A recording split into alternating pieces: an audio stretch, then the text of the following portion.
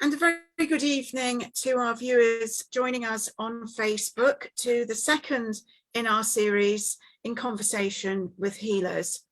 The second person in the hot seat tonight is Alan Moore, one of our trustees at the Sanctuary, and I will be asking him a mixture of questions about himself and about healing as well.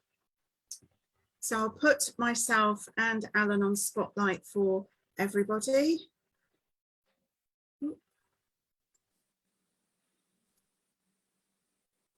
Right, Alan, good evening. Thank you very much for agreeing to be the second person in our hot seat. Let's start off with an easy question. Tell us a bit about your personal background so we can get to know you better. Okay, well, thank you for asking me, Alison. I'm not sure if I had the opportunity to say no, but I'm here anyway. So lovely to see you and lovely to see everybody else who's joining us tonight. Or if you're on catch up, well, you know, we'll see how it goes. I'll do my best. That's all I can say. Well, I was born, I won't say exactly how many years ago, but it was a long time ago. And I was born in South London. And in fact, the first 60 years of my life was spent somewhere in South London. Obviously, I lived with my parents, I think, until I was about 22 when I left home. And I bought a house also not far from where they lived and not far from where I was born. I was literally, my first house was the one road away from the house I was born in. And that was in Streatham, or as some people like to call it, St Wreatham. But I think most people know it as Streatham.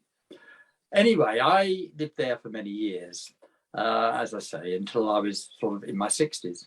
Now, at the age of 19, I left school. I'd done my A-levels, and I went to work for the BBC at White City. I was a television trainee engineer, which I eventually became a TV broadcast engineer. And I spent the next 10 years working for the BBC. Then I absconded and went to ITV, initially working for ITN, working on news. But then I spent the next 30-odd years working in independent television. And I retired eventually 47 years later when I was 66 years old. Now, I got married when I was 24 years old. I got married, and we had 4 children, lovely children, and we lived basically in the Croydon area, I suppose. We moved, it was still South London, but not far from central Croydon. And my wife and I divorced after 33 years, and then what did I do next then? I met another lady, Susan, and Susan was a healer, a lovely healer. She was a teacher by profession, and she taught healing, different ones. She did Reiki and crystals, color therapy, things of that nature. And we worked together doing that. And then, because we were coming to the Sanctuary and loved it so much, we decided to get married in the chapel at the Sanctuary. And we got married in 2008. And the lovely Tony Jode was our registrar at that wedding. And we worked together for quite a while in total, but sadly, Susan died of her cancer. She'd had it for many years in 2010. And then working at the Sanctuary after Susan had passed, I met Tracy. Tracy was a student when we first met, and so we worked together doing healing. And then our friendship blossomed, and in 2014, Tracy and I got married. And we got married in the chapel at the Sanctuary, and our registrar was Tony Jode again. So it's a bit ironic, isn't it, to keep getting married and having the same place and the same person. But Tracy knew all about the Susan situation, obviously knew it in and out, and she was quite happy getting married at the chapel, because Tracy and I had both been drawn there because of illness with our partners, with our husband and wife. And therefore it was a place that we loved, and that was the natural place to be. I think that's me fairly well. Lovely, thank you. How did you first become interested in healing? Well, when I was back around 18, 19, I passed my driving test, and my mother was attending spiritualist churches in South London, Balham, Morden, different ones, Croydon, around that area. My dad wasn't very interested. He was at work all day, came in about 7. So once I'd learnt to drive, my mother used me as her chauffeur. And I was only too pleased to drive my dad's car. What an opportunity, you know. So I'd take my mum off to do different services. Some of it was mediumship. She was going to listen to mediums working. But also we went to healing demonstrations and talks and other things. And I didn't have a mobile phone back in those days, so I had to go in. I had nothing to sit in the car and play with. So I'd go into the church and I would sit at the back and I would listen. And, you know, it went over my head, most of it, and I wasn't really paying a lot of attention. But anyway, my mum had this meeting in Carshalton she wanted to go to, and she asked me if I'd take her. And for some reason, my dad said he'd come as well. I can't remember on the night who drove, whether my dad did or I did, but we went to this meeting in Carshalton, and there was 3 people on the platform. One of them was Bill Harrison, who was the president of Balham Spiritualist Church. The other was, what was her name? Ivy Scott. I forgot her name for a moment. Ivy Scott. She was quite a well-known medium doing the circuits, and she lived in Streatham. And she was doing her demonstration of clairvoyance on that night. And the third person on the platform was Harry Edwards. And Harry was going to do his demonstration of healing. Well, my dad, who was really a non-believer in the whole lot, found that healing was, he couldn't quite understand it. My dad was an engineer and scientist. So when he saw healing going on, he was very skeptical. Oh, God, it was all put up, and the person who went up there and walked off and all this sort of thing. But there was enough interest and enough there for him to really get interested in it. So to cut a long story short, my dad went on to become an SNU healer. And later on, he became president of Balham Spiritualist Church, of which he was president for over 30 years, which is quite ironic, really, because that's where Harry Edwards did a lot of his work in his early days when he lived in Balham and had his print works there. Balham Spiritualist Church was his local. So that's how I got interested. I got very interested in it as a teenager, and then into my early 20s. But then, as I said, I got married, had kids. My mum and dad went off and did their own thing, working very hard and doing lots of work with the Spiritualist Church. My mother went on to become a medium, platform medium, and my father did lots of talks and lots of healing. And yeah, I'd have a bit of healing with him occasionally if I wasn't well or something. But other than that, for the next 30 years, I really had very little to do with it. So was it from that meeting that you first heard that Harry had a healing sanctuary? Or if not, how did you hear? My mum and dad were in contact with the sanctuary. My mum used to write to Harry Edwards, as a lot of people do, asking for distant healing for people. I became type 1 diabetic when I was 23. And my mother got my name in the Harry Edwards distant healing folder, and kept it there by constantly contacting the sanctuary. And she also recommended and sent me off to see Harry's sister, Mrs. Durham, who had her healing sanctuary in Aldrington Road in Streatham. And I used to go to Mrs. Durrant's once a week for healing and see a lovely healer by the name of Arthur Davis. I'd never had healing from Mrs. Durrant, but I had it from Arthur Davis on many occasions. But then, as I say, once I got married and had the kids and stuff like that, it all went aside. But I would still give healing. I wasn't a trained healer, but I would still lay my hands on on my wife or my children if they weren't well, and asked for healing because I believed in it. And I could, I wasn't going round the body. I wasn't doing anything formal. I just literally put my hand on a shoulder and I would just ask for the energy to come to them. Lovely. When and why did you decide to become a healer yourself and get qualified? When I was 54, I got prostate cancer. And it was the prostate cancer that took me back to receiving regular healing. And I went to Hackbridge Spiritualist Church in South London, and I had healing from a number of the healers there. And I got to know them quite well over the weeks. And there was two brothers, Andrew and David, who used to work sometimes together and sometimes they'd be working individually. And David said to me on one occasion, Alan, you've got that ability to heal. Why don't you train to become a healer? And then he said the same thing to me again about a month later, because I had completely disregarded what he'd said to me. So, he said to me, Alan, why don't you do it? So I had a chat to Jackie Robertson, who is the wife of Ray Robertson from Wimbledon Church, who was running Hackbridge. And anyway, cut another long story short, I started my healer training at the church. So it was under UK Healers. United Spiritualists was the governing body. So I started on the 2-year healer training course as a result of that lovely guy, David, who persuaded me to do it. Wonderful. Who has inspired you most and why? I think my parents, really.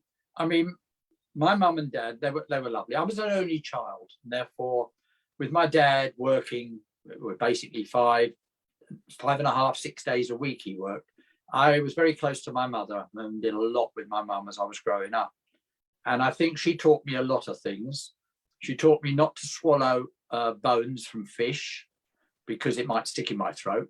She told me all sorts of things that stuck with me all my life. Now I'm frightened to eat fish in case I get a bone stuck in my throat.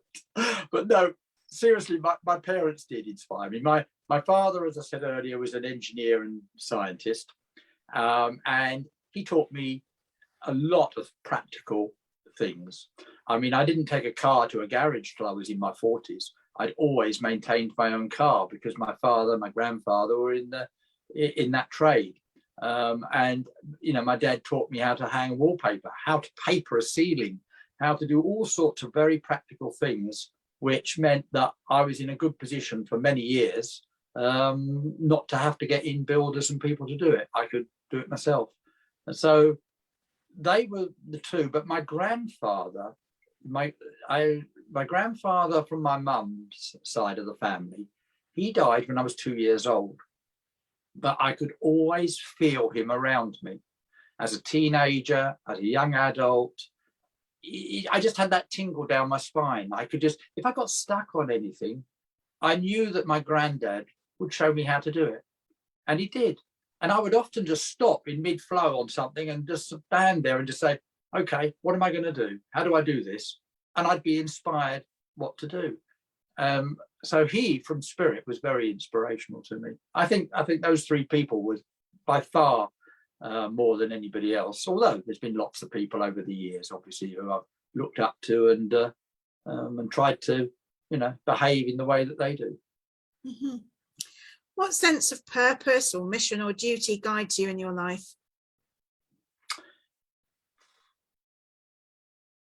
I always liked helping people. When I was young, I used to help people out. I'd cut their grass. I'd always go around my grandmother's house and do things for her, do shopping and that. And then when I passed my driving test, I used to take my grandmother out shopping and do things. And that just went on right through my life. I always liked helping because I was practical, and a lot of my friends were not practical. So when they had a leaking pipe or the electrics went wrong or anything happened, I'd be around their house doing it for them, helping them, trying to show them, but I wasn't very good at showing people. I was more of a hands-on do it. I used to get criticised because they said, why are you doing it, Alan. You should be teaching them how to do it. But, you know, I love doing it. And I've all gone through my entire life being like that. If somebody says, Alan, will you help me? I will be there. And if I know something needs doing, I'll ask somebody, I'll say, do you need any help? Do you want, you know, can I do anything? And I've always been like that. And I think it stems again from my parents, because that's the sort of people they were. And I'm the same. Which spiritual principles steer your life and work? Oh, I suppose, I mean, I have compassion for people. If somebody's not well, somebody's in difficulties, just like I was saying about helping people, I can show empathy. I can offer my services and help them. And therefore, I suppose spiritually, having a love for other people, animals, nature, you know, I can't tread on an ant. I can't do anything that would harm anything or any being. Even things growing. I don't like pulling a carrot out the ground because I can hear it scream as I pull it out the ground. So I couldn't even be a vegetarian. Should I be a meat eater? I don't know, because everything, you know, I'd starve to death. I think that's really that is what makes me tick, and that is how I am, really. What's your favourite book and why? I don't read books as a rule. I could say Enid Blyton because I enjoyed reading as a kid. I read novels. I've obviously read all of Harry Edwards' books, Ray Branch's books, anything spiritual I have read over the years. In fact, just up there, you can't see it, but all of Harry Edwards' books are in the bookcase there, along with hundreds and hundreds of other books about healing, spiritual work, etc. And I probably have read about a third of those books, and I probably read them many years ago. I tend to read very little. I don't know if it's laziness or what it is. I mean, I can read. My eyes aren't exactly the best eyes in the world anymore. But if I was picking up a book of any sort now, just to read, I would go and pick up a novel, something that was not going to hurt anybody, something that was interesting. I mean, I've got Terry Wogan's book. I've got an autobiography of Terry Wogan. I've had it for donkey's years. I've had it since before Terry passed, and I still haven't read it. I have been through the first 1, 2, 3 chapters. I keep putting it down, and then it stays there gathering dust for a long time. So yeah, people do say, Alan, have you read this? Have you read that? And I always have to go, I will, but then I probably won't. Okay, we're going to go into a segment now about healing, some very healing focused questions. How do you think healing actually works? Well, I wish the world knew how it worked, because then maybe a lot more people would accept it as being such an important thing in their lives. I mean, healing works because the body's immune system is wonderful. The human body is wonderful, but the body's immune system doesn't always work properly. If I cut my finger, you know, I don't have to do anything to it as long as it's clean, and it will just repair itself. But there are things that happen in our bodies that sometimes the bodies don't repair themselves, and they need a bit extra. Now, you can look at healing energy coming from anywhere you like, and whatever your belief, you'll believe something slightly different. But basically, it comes from source, which is in the universe. So keeping religion completely out of it, it's an energy, just like any other, like light and sound. It's an energy up there that our bodies need to tune into, and we can't all tune into it on our own. And therefore, by having something from outside to help you tune into it. So if I don't give healing to anybody because it's not my energy. But if I'm facilitating a healing for somebody, all I'm trying to do is get their body to attune to that universal energy so that their body and that immune system can use that energy to supplement anything that they're not able to cope with, which is why we don't know as healers how well that energy is going to work with them. We don't know what the outcome is going to be. We know they'll come to no harm, that we know that. But if two people come into the room, both with a terminal illness, one of them could live the next 20 years and the other one won't. And Harry Edwards never knew the answer to that or understood it. And I don't know any healer who does. All we know is that everybody's individual. Our genes, our bodies, the way we cope with everything in life is individual. And that energy that we can put around people will work in different ways. If I could have kept my wife Susan alive, I would have done so. I wouldn't have wanted her to pass to spirit. She was a wonderful healer. And I used to give her healing all the time. And so did a lot of other people. But she passed to spirit. And she was in her 40s when she passed.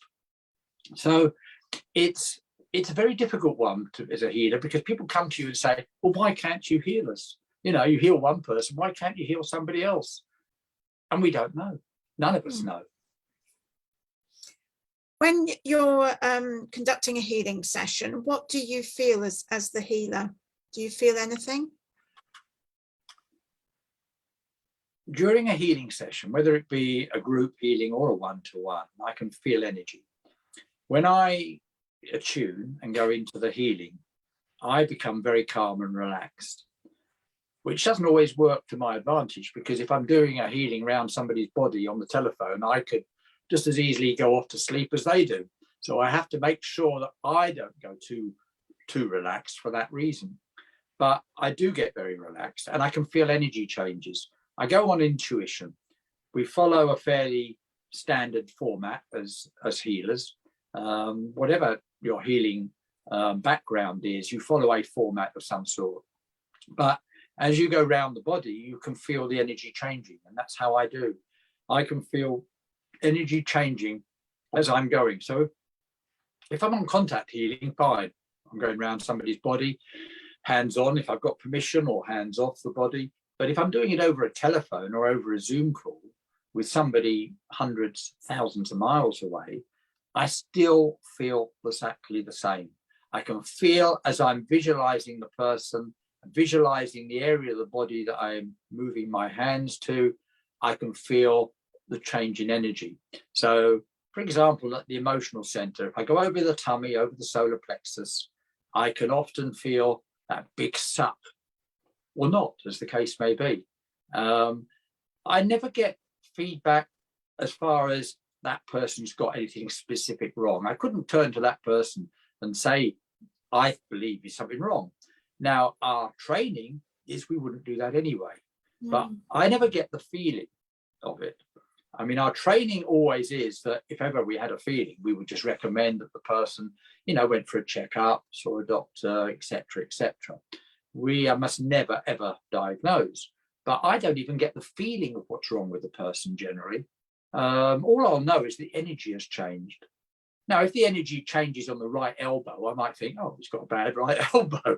But, I don't know for certain, because when we go around the energy centers of the body and we go around all the joints of the body and all that, that energy is going around the body. So the fact that it's going in through one area doesn't mean it's working just on that area. It could be going to anywhere in the body.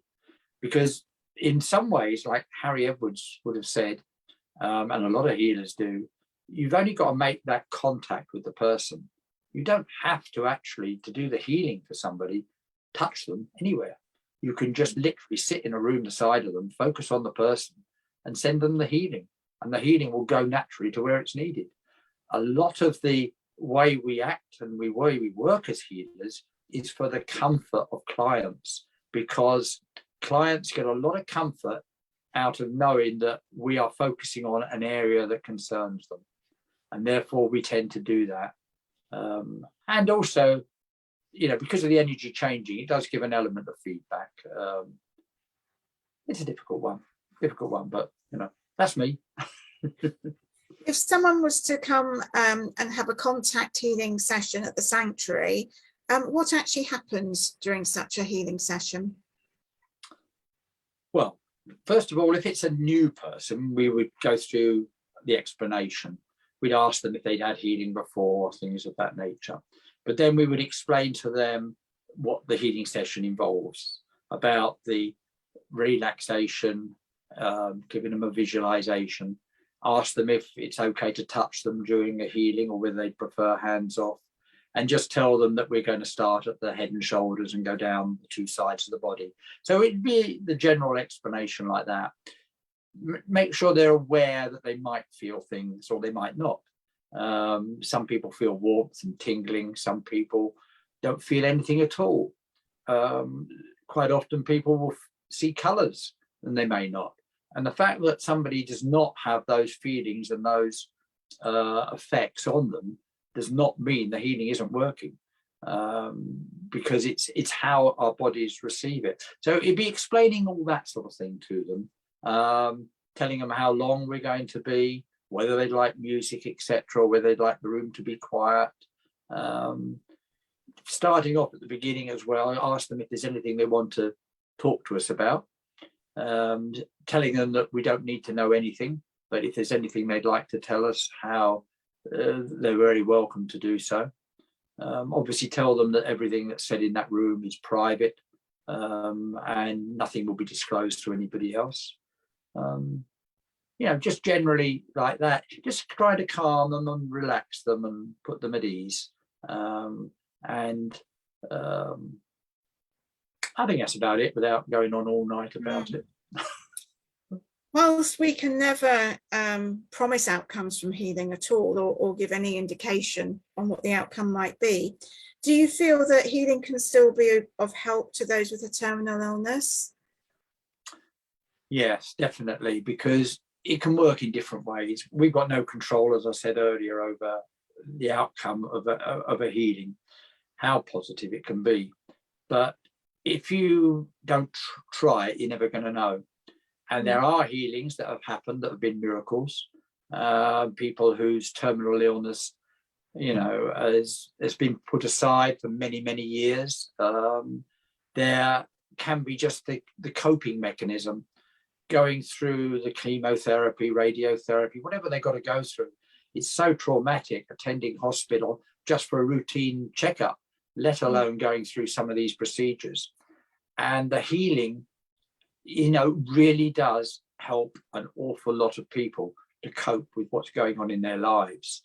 So if it's a terminal notice that they have been given, we can never say we're going to cure you. We don't even encourage or talk about the possibility of their tumour or whatever going away. Well, what we talk about is them being able to make the best of their life, being able to cope with what they're going to do without having that fear and worry around them all the time. So healing works probably with people in that circumstances extremely well. And it's something that a lot of medics find difficult to do. There's some wonderful nurses, there's some wonderful people out there who work with people in those circumstances.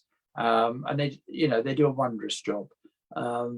But the healing can do that little bit extra that maybe they don't do. But then you see, nurses and doctors are healers. They're just natural healers. They don't have to have done a training course. They don't have to be thinking about healing.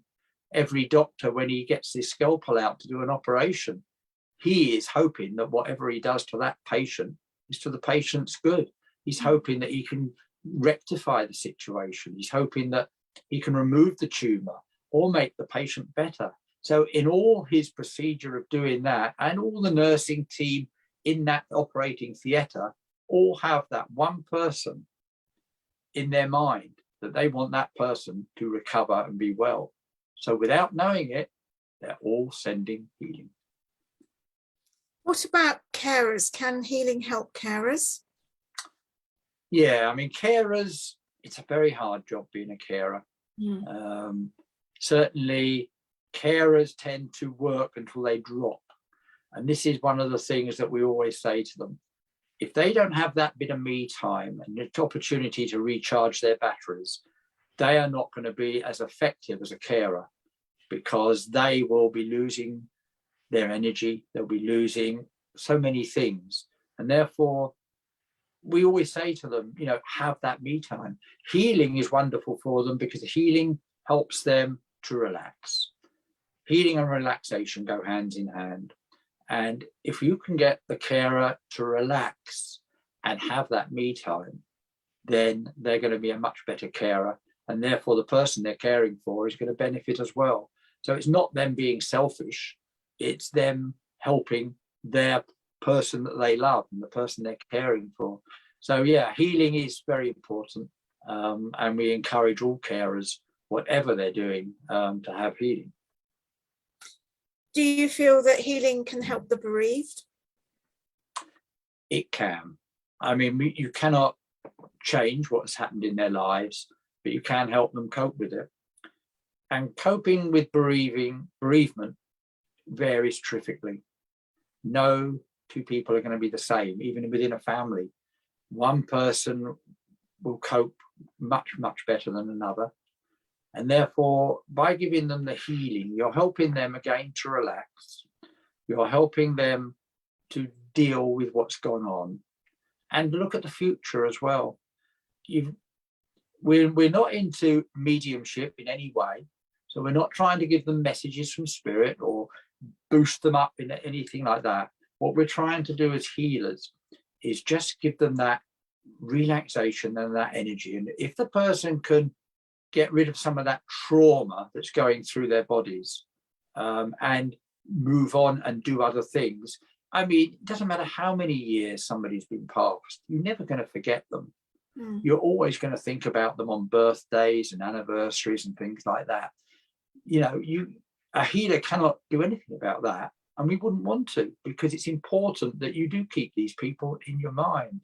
But you know, it's just putting that energy around them. And I had a lady some years ago whose son went to school one morning, had a brain hemorrhage and died. He was 11 years old, no warning, no illness whatsoever. And that lady came to me for healing regularly, and every time she would sob and sob. After a while, she trained to become a healer, and she went on to heal the bereaved. It was wonderful. How many years that would take would vary from one person to another. But it was just wonderful to know, because I didn't see her for quite a long time, but just to hear from somebody that is what her pathway had been down. And we know from all the people we know at the sanctuary who have lost youngsters at some stage, how they cope with it long term. Short term, as I say, we can only support them where we can. Obviously, speaking in very general terms, is there a particular healing success that sticks in your mind, and would you like to share that with us? Well, firstly, I don't heal anybody. All I do is facilitate healing. So that healing is not down to me at all. It's down to the universe. And it's down to, partly, I suppose, to the belief of the client, because I always believe healing works much better if the client is completely open to it. You haven't got to be a complete believer in healing, but what you don't want to do is shut the door. And if you can be open to it. Now, I have seen the results of wonderful healings done by a number of healers. Obviously, I've read Harry's books, and there's lots of reports there of healings that have happened over his time. And it goes on and on. I mean, even in recent years at the sanctuary, we have people who've been terminally ill, 3-4 months to live, and 20 years later, they're still in contact with the sanctuary. I personally don't think I would want to recall anybody particularly. I've done loads of healing over the last, when did I start healing? I did my healer training when I was 55, so about 16 years, I suppose now, 16, 17 years I've been doing healing outside the family with the public.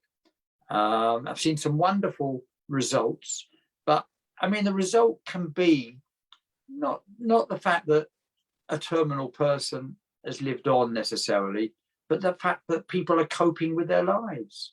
We had a fireman that used to come to the sanctuary who was very stressed with the trauma of his job. And then after he was coming for healing for about a year, he came in one day and just said to me, Alan, I've told my colleagues now where I've been going. He kept quiet. He couldn't tell his colleagues because they were going to take the mick out of him. But he was so much better. You know, he went in and said, right, you know, this is what I've been doing. Now, whether any of his colleagues ever came for healing, I've no idea. We had another lady who had 5 children under the age of 10. Nothing wrong with her other than 5 children under the age of 10. You know, how do you cope with that number of young children? And she struggled. She was a lovely lady and she had a lovely family, but she was just stretched in every direction constantly, 24 hours a day, every day of the week. And the healing helped her terrifically. It helped her enjoy her life. And therefore, if she was enjoying her life, her whole family were enjoying their life. And healing can be so simple. And, you know, there's any extreme, you know, a terminal illness or just somebody who's not coping with work or family, and everything in between. You know.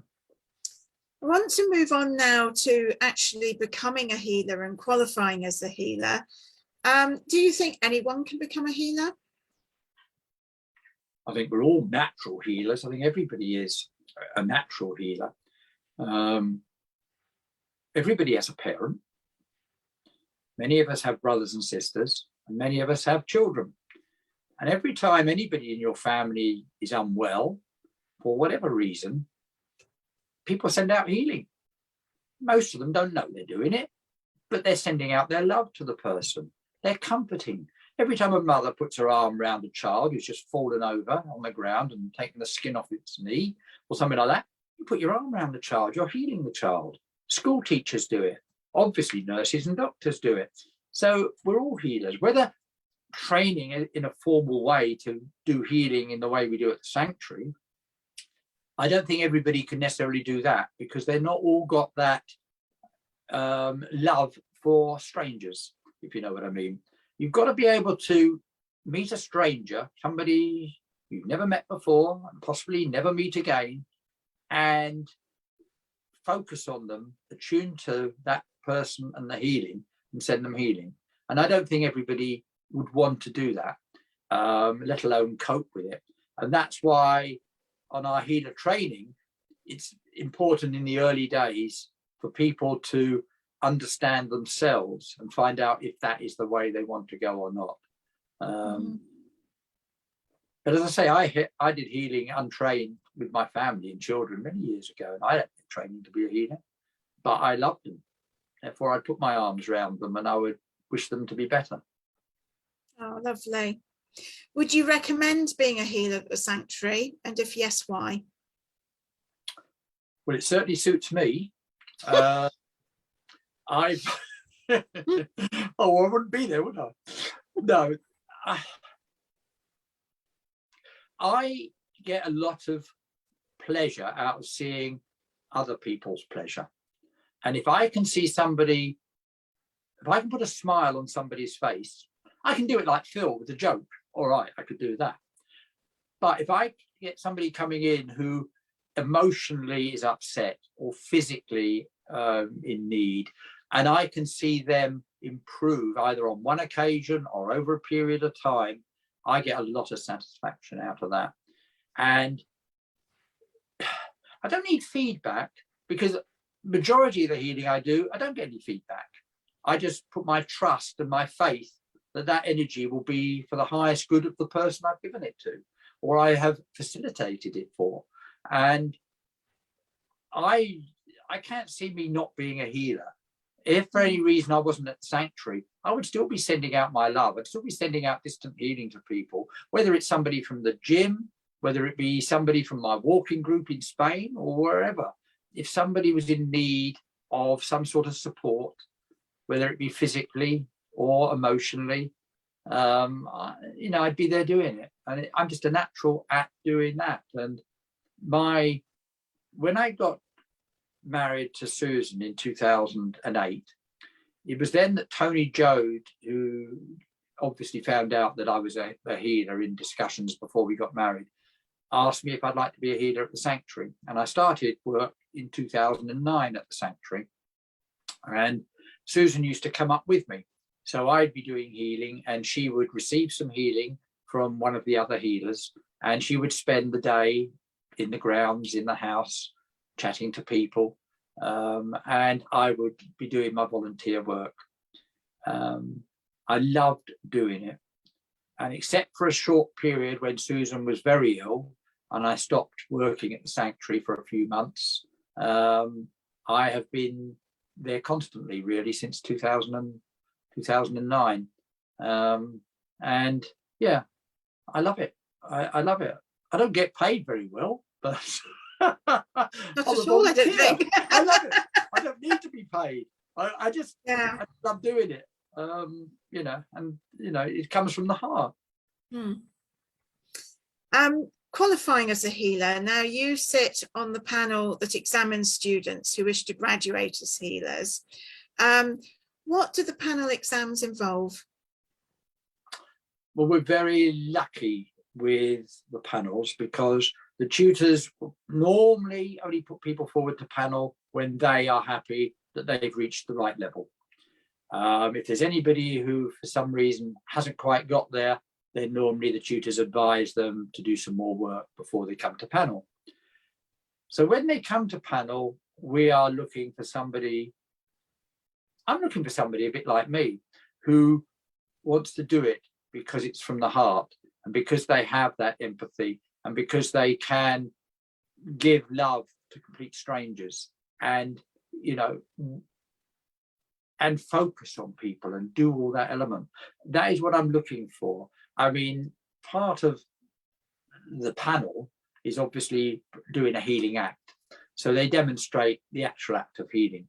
So they're demonstrating how to relax the person, what they would say to the person if they were new to healing, how they would then explain about touch or no touch, how they would go around the body. We don't do it in real time on a panel. We ask them just to demonstrate what they would do, but do it much faster than they would normally. And that is key, really. They have to be able to do that correctly. And as I say, the tutors make sure they can before they come to panel. The other thing, of course, is knowing what to say, but even more importantly, that healers know what not to say when they've got a client. It's very important to be able to relax a client. It's very important to have the confidentiality and understand it. It's very important that they know the difference between normal over 18s, teenagers and children, what the requirements are with them. And if you have anybody who's a special needs example or anything like that, there are certain conditions to be met. And that's what we're doing at panel, just really ticking the boxes, really. And if sometimes the students struggle at panel, not because they don't know it, but because of their nerves, they can't always recall it. And you ask them something, and there's 4 answers they could give. They might give you 2 or 3, and you're sort of encouraging them to do the final part. I love it. I mean, I've been sitting on panels for about 10 years now. Tracy and I both do panels, and quite often we're on a separate panel, so we're not working together. It's a nice experience, and it's lovely to see the students at the end of their course and trying to calm their nerves and see that expression on their face when you tell them they've passed. It's a wonderful feeling. I took my panel in November. Alan wasn't on my panel, but certainly I felt the nerves as I walked in. I really did. My panel were absolutely lovely, and I was in there for about an hour.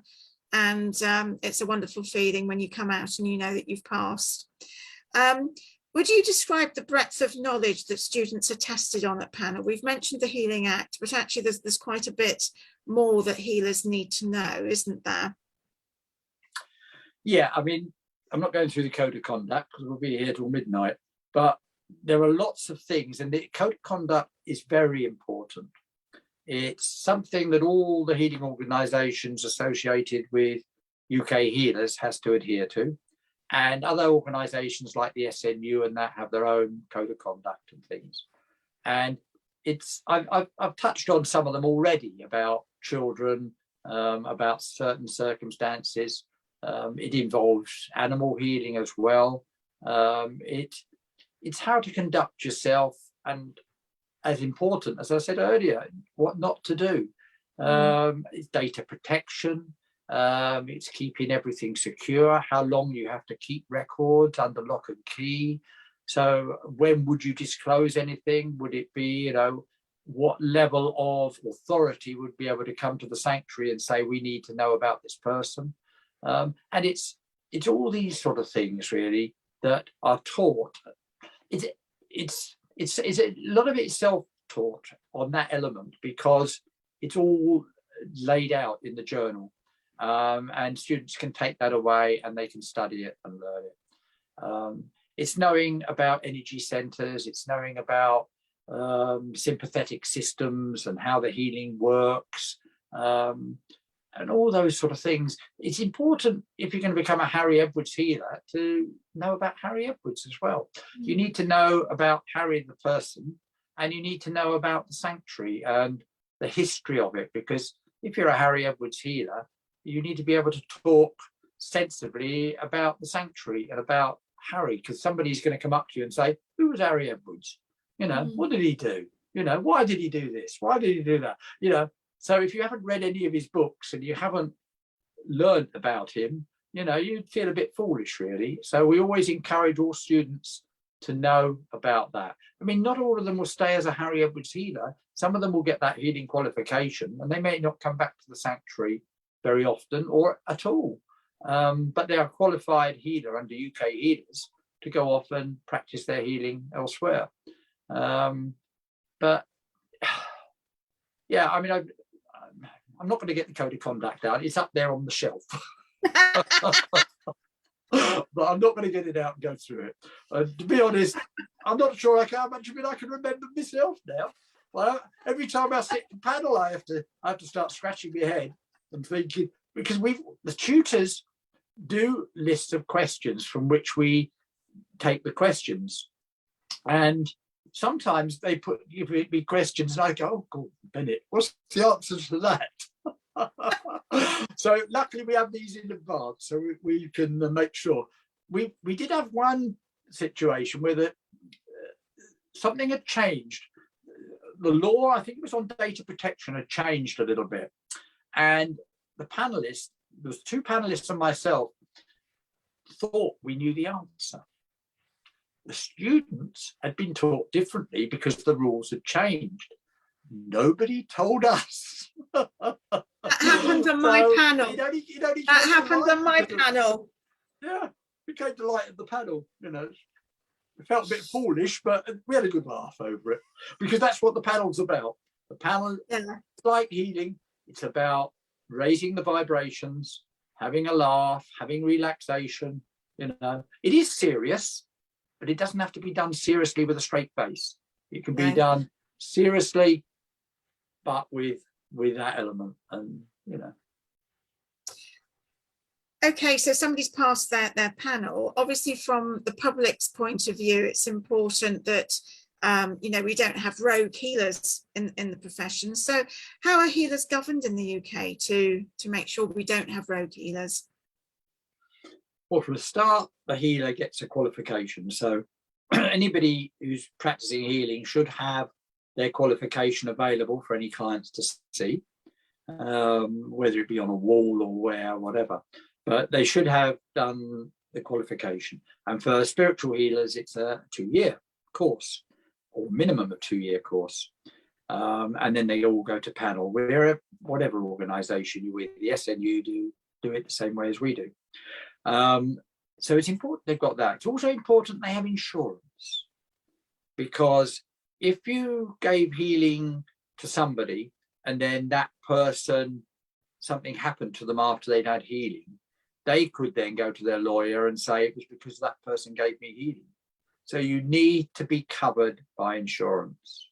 So you've got to be part of an organisation like UK Healers. You've got to have a governing body. So you've got to have your certificate, the governing body, and insurance for whatever type of healing you practice. Now, the healing we have covers us for spiritual healing, and it covers us for Reiki. But there are other healings out there that you would have to make sure you were covered for. So as a qualified Reiki healer and a spiritual healer, if I wanted to go off and do some other bits and pieces, I would then have to go to the insurance company and say, I want to do this, and make sure I was covered for it. Does that answer your question? It does indeed, yes. So somebody's passed the panel and is qualified as a healer. How can qualified healers become even better healers? Practice, practice, and practice. And do some more reading, more research, talk to other healers. When you become a healer for the first time, having been a student, it's like driving a car, isn't it? You pass your driving test and then you get in the car and you learn to drive. And it's the same with healing. Work with other healers, talk about things. You've got the confidentiality, so you don't go up to them talking in detail about the client, but you can talk to them without mentioning who the client is and say, what would you do if you had this situation, that situation? And you can chat to them like that. Work in tandem with another healer. You see how they do the healing. So you're watching them as well. So when you're working in tandem, take it in turns to be the lead healer. And ask the healer and say, did I do it correctly? Have you got any advice for me? Don't be too egoistic. Don't go out there thinking, oh, I'm qualified, I know it all, because it doesn't work like that. Then there's obviously the CPD, the personal development side of things as well. I mean, it's just like in any profession, you've got to keep up with the time. And as a healer, you need to develop and do further things. And in healing, you've got to know about yourself. And it's part of the healer training. You learn about yourself. You've got to love yourself for a start. If you don't have faith and confidence in yourself and your abilities, how can you expect other people to have that? And therefore, personal development is important, I think, for all of us to do. Carry on learning. I mean, I'm in 73 now, and I've probably still got a lot of things to learn. You've got to accept in life that is. I mean, one of my 5-year-old grandchildren can teach me all sorts of things about my iPhone that I didn't even know was possible. If you're a newly qualified healer, you're not qualified, and you never will be fully qualified. You'll always be able to learn something. It's interesting because one of our tutors at the sanctuary came up with the idea of a healing development circle, and we had our first circle a couple of weeks ago, and I went along actually partly in the role of a healer myself to learn, and it was absolutely excellent and just really hit the nail on the spot. And it's something that we're going to be continuing doing, both from the perspective of what class gave us as a tutor, but also learning off each other. And it was a really beneficial morning. So I absolutely agree with what you're saying there. Moving on now to the Healing Minute. You were absolutely fundamental in starting our online Healing Minute at the start of the pandemic. And you've been managing this all throughout COVID times and continue to do so, sometimes presenting yourself. What is the intention of the online Healing Minute? it's to bring people together at a time, because when we started this on the 31st of March 2020, almost 2 years, a couple of days away now from the 2 years when we started it. It was an initiative that Tracy and I came up with, because obviously we've been doing the Healing Minute at the Sanctuary, and we know a lot of people, a lot of our members, friends of the Sanctuary who do the Healing Minute, and we all do it on our own. And suddenly we go into COVID and we're going into lockdown, and we've got that trauma out there of nobody knowing what's going to happen. No idea where we're going, what's the outcome's going to be, how it's going to affect any of us.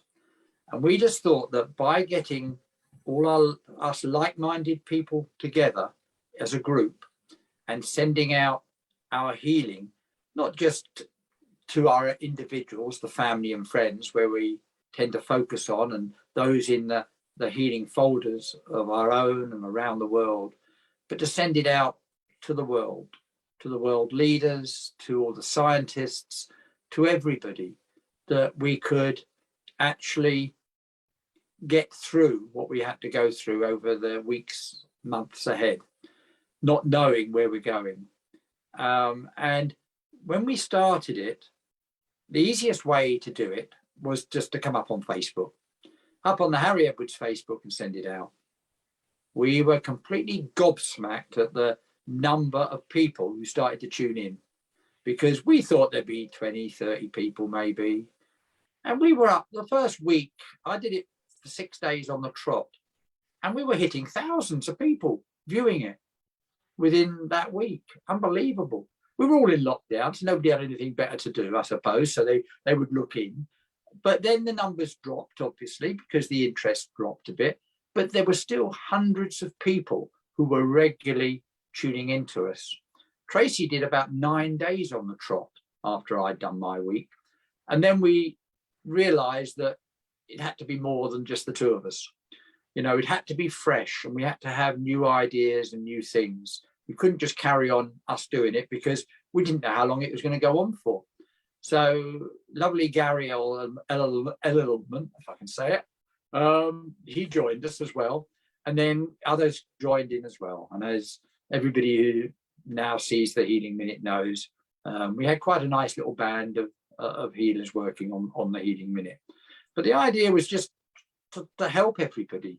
I mean, there were so many people out there who were going to be traumatized by what was going on, and we thought, if we can send them a little bit of healing and do it in this way, with everybody focusing on that healing, if we can. And it developed, because we added, when we first did it, it was just the Healing Minute, and then we started doing a bit more of a meditation, and then we started adding little stories and reading some of Harry Edwards' articles, and it sort of built. And then as different healers came across it, they all did it in their own way and did their own bits and pieces. And yeah, the following now is nowhere like it was originally, but it wasn't meant to be like that. It was meant to get people through those initial days. Now we're still continuing it 2 years, because there are still a lot of people who get a lot of comfort and support out of that Healing Minute. And they don't have to watch it in real time, because it's recorded and it's on catch up. I mean, I can go back at look at the healing that I did 2 years ago if I want to on YouTube. It's still there. So people can go back and look at what happened earlier in the day or what happened the previous week. And everyone is that little bit different. The way it's presented, the stories we read, the articles. All right, Gary might repeat an article. I might repeat an article after a year or so. But they're all individual. They're all done live, and they're all that little bit different. And as various things have happened over the last couple of years, so we've changed it around. We've done, focused on different things, focused on the NHS, focused on different issues that have been going on in the world. And we've got a lovely group of people who send out their healing at that time. I'm very pleased with it. I'm only disappointed in one way, and that is we're not doing it 7 days a week. But we were getting a little bit exhausted, some of the healers, and we decided, rather than forcing ourselves to do something when we're getting a bit exhausted, we would just ease back slightly. So we cut back a couple of days, and that just made the difference. And you know, Doreen, every time I say to Doreen, do you want a day off, Doreen? Oh no, I'm all right. And she hates it when something crops up and she cannot do it. She loves doing it, as does Bev and Stuart and Tracy and Martin and John, and you know, we all do. Gary in particular, Gary'd be up more often than he is if he wasn't at work. Unfortunately, he's still a bit of a youngster who has to go to work, unlike some of us oldies. But yeah, no, it's been very successful, and I think it's been good for our members, and we brought so many new people in. Yeah, people all over and the world, internationally as well. yeah. I mean, we've got, I mean, Lyndall has been a member of the Sanctuary for many years, but the fact that she pops up from our home in Carmel in California so regularly and joins us live is unbelievable. I mean, when we do the Healing Minute, it's about 2 o'clock in the morning for Lyndall, but she still manages to join us quite often. And then we got Sue up in Vancouver who joins us as well. And, you know, so many people, you know, all over the world. And it is wonderful. And they are now friends of the Sanctuary with us all. We know them, they know us. And, you know, it's a friendship that will go on forever. Yeah. Another resounding success, as well as the online Healing Minute, has been Healing for You, which you created and you host, and it's held monthly online. What was the intention behind this event? Well, Teresa was the instigator in our mind. When we started on Zoom, we did it on Zoom only for privacy, the Open Healing Circle, which was going to be on the 1st of each month. And Teresa said to me, it would be nice if we could do a healing to the whole group, because part of that evening session is for the group to send out healing. So we are sending out healing to individuals. We're sending out healing to the world. And she just said it would be nice if everybody could relax and receive healing as well. So, you know, I was the one who wasn't allowed to relax. I was the one who had to do it. So I started it off like that.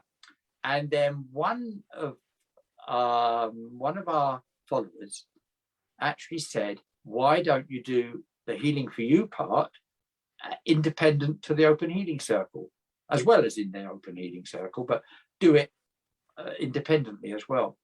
So that is why I started it. And I started it and thought, right, well, I'm not just going to come up and do 20 minutes, 25 minutes of healing. I'm going to do it as a proper relaxation, meditation sort of thing, which is why it now runs, depending on how I'm feeling, anything from about 40 minutes to an hour. And by doing that, it enables everybody who joins us to actually have a nice do nothing relaxation. All they have to do is switch off, leave the outside world behind, switch off everything just for that hour, so that they can get as much benefit out of the healing as possible. And when we'd done 2 or 3 of them, the feedback that we were getting was so strong that people were getting such a feeling of comfort and benefit from it, that we thought, well, distant healing has worked for forever. It doesn't matter where in the world the people are, because we know it's working from the universe to them. Let's continue with it. And hence it's gone on ever since.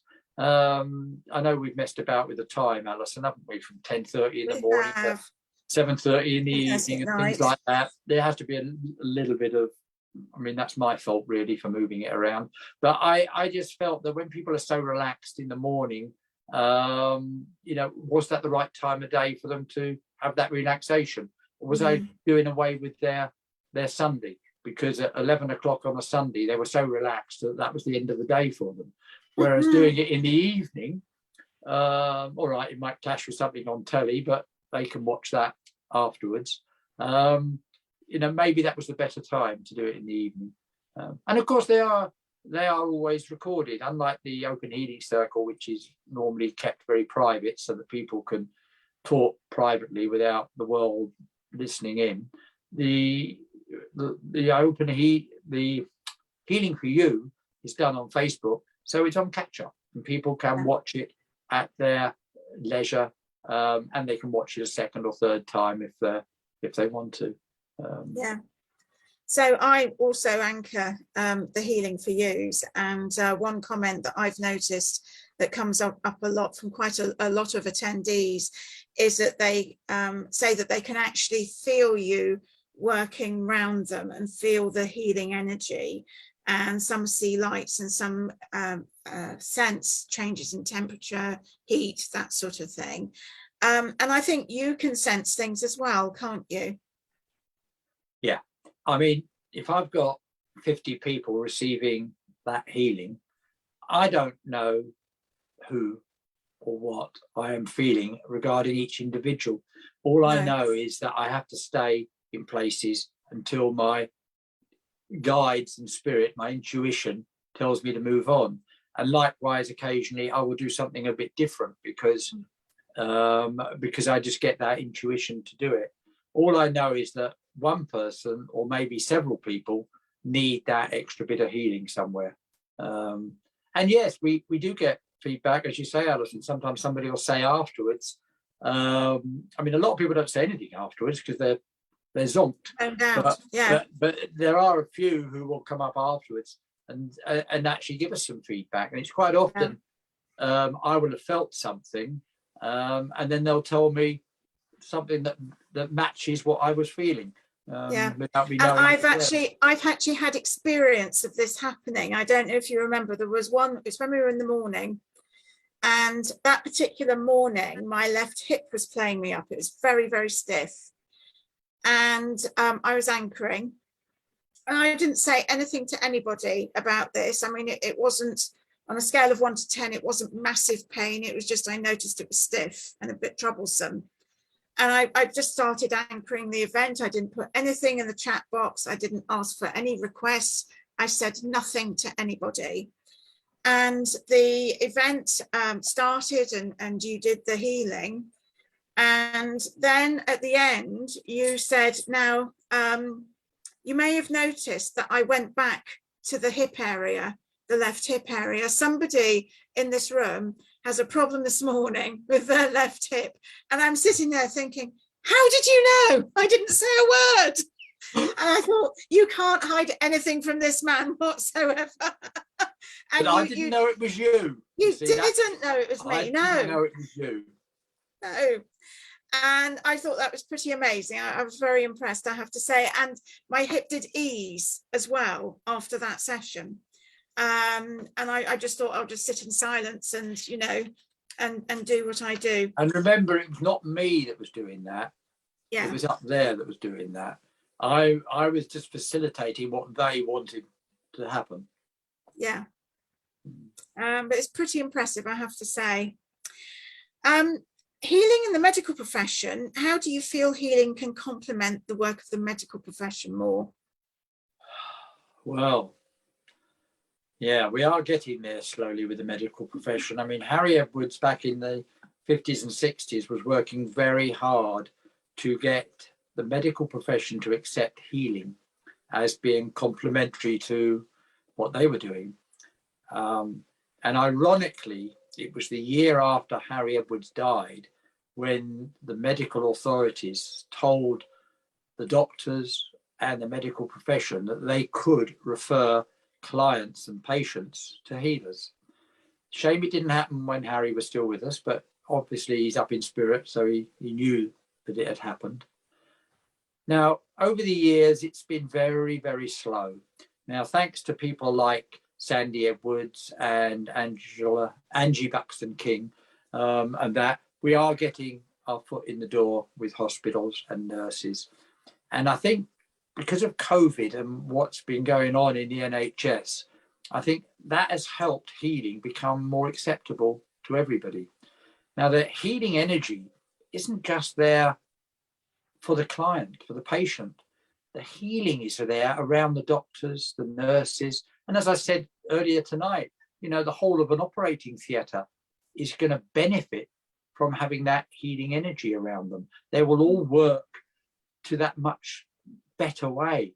If they've got healing energy helping them, giving them the strength, giving them that extra bit of a boost, everything they do is going to be that little bit better, we hope. And the outcome for the person on the operating theatre or the person in the outpatients or whatever will be at that highest level.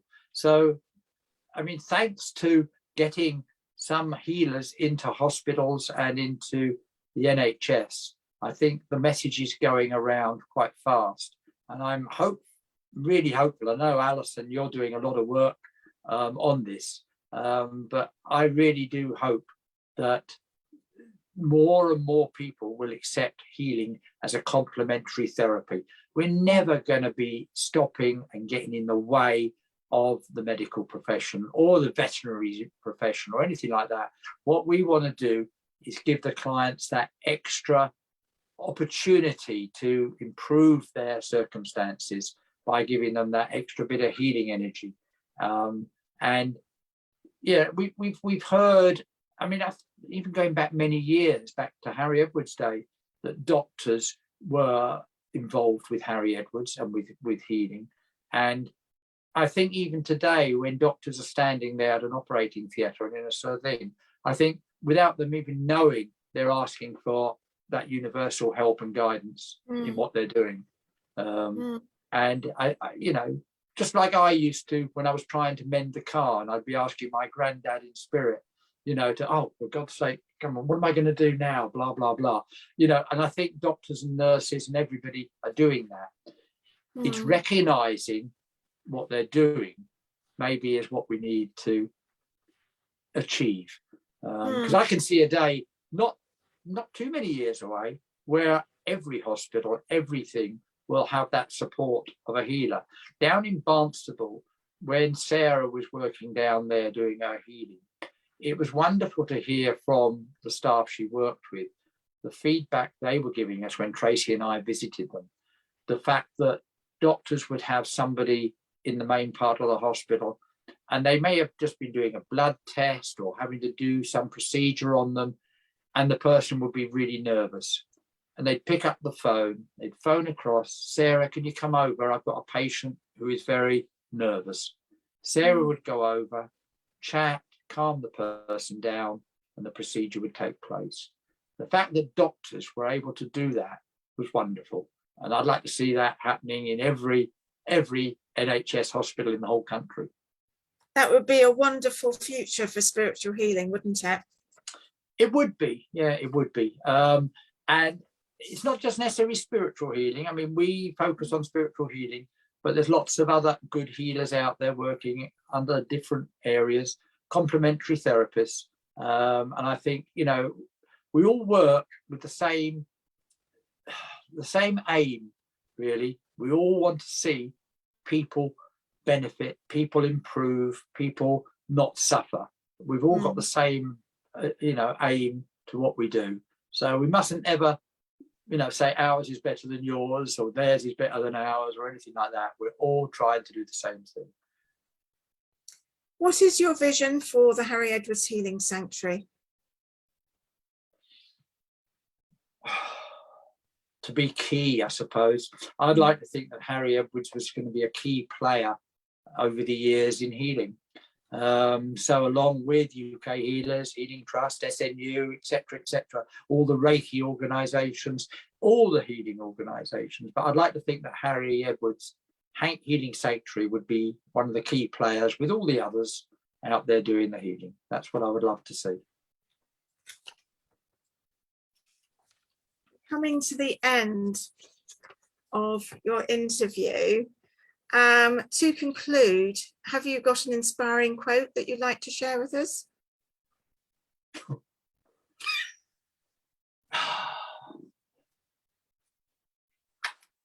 Well, some people criticize me for it, but I don't always worry. I am a great person. I'm a great person to always put positive things forward. And if you want to go back to one of those sayings, and I always go back to Monty Python, think on the bright side of life. If you can focus on the bright side of life, even with illness and with death and all that going on, you can still look on the bright side of life. You can still see how the person who's passed the spirit is better off, how they were suffering so badly and now they've gone back to where they came, back to the spirit world. You can always look at people who are struggling with one way. I mean, look at the wonderful Paralympics. Look at the wonderful achievements that those people have achieved. And not just the Olympians, but everybody who takes whatever's happened in their life, whether they've been born like it or whether it's been an accident or a medical thing, but they can actually achieve so much. And, you know, looking on the bright side of life, I think we can all do that. However down we can be, there's always going to be snippets that we can focus on to get us through the day, get us through the week. And if we can get on those snippets, and if we can look on the bright side of life, then everything else we stand a better chance of dealing with, whether it be family, whether it be work, whether it be medical conditions. If we are positive and we can put a smile on our own faces, if not other people's faces, then we stand a better chance of achieving a good outcome. Well, that's a wonderful way to end this evening's interview session. Thank you so much, Alan. We'll say good night now to those joining us on Facebook. Thank you so much for joining us this evening. And we wish you a good evening. We'll be in the Zoom room just for a few more minutes.